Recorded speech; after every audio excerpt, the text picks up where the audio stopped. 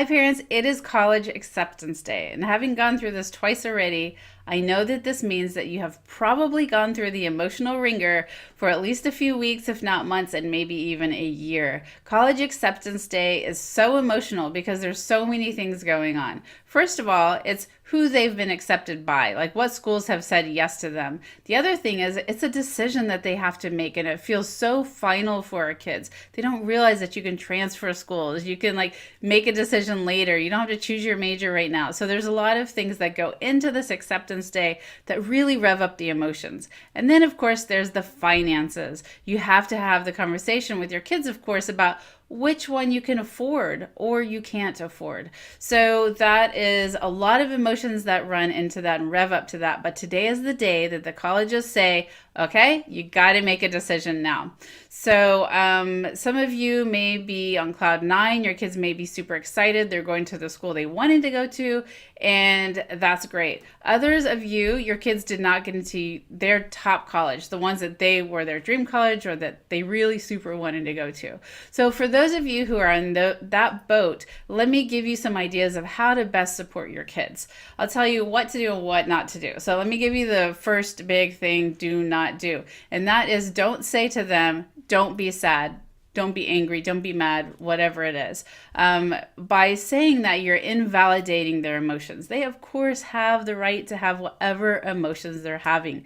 And so what it looks like, instead of saying don't, what you can say is, I'm so sorry that you didn't get into the college you wanted, and I'm so sorry that you were this upset.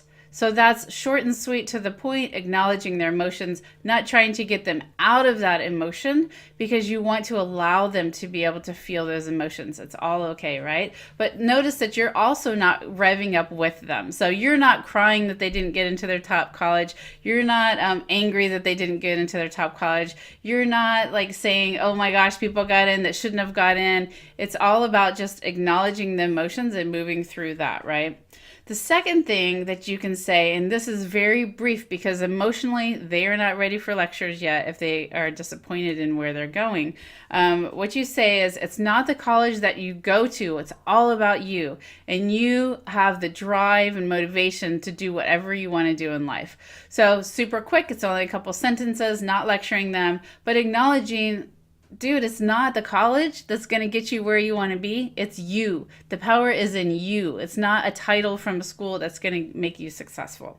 And then the last thing is, and just decide if your kid needs this piece or not, is to acknowledge that there is not a finality in this decision. If they decide that they want to go to a school and they get there and they hate it, they can transfer. They can drop out for that year. They can transfer the second semester. They can come home and go to community college for a bit while they're making up their minds. This happens with a lot of kids. So it's important for us as parents to give our kids that permission so that they understand it's okay to make changes once they make that decision. This is not a final end-all decision. And that really stresses a lot of teens out. I saw it with my own kids, and I see it with a lot of kids that I talk to. They feel like this is the decision, the last decision they're going to make, and is going to affect the rest of their lives. And really, you can change things around. It is not final. So make sure that you give them a short blurb on that. Just say, you know what, and if you don't like it once you get there,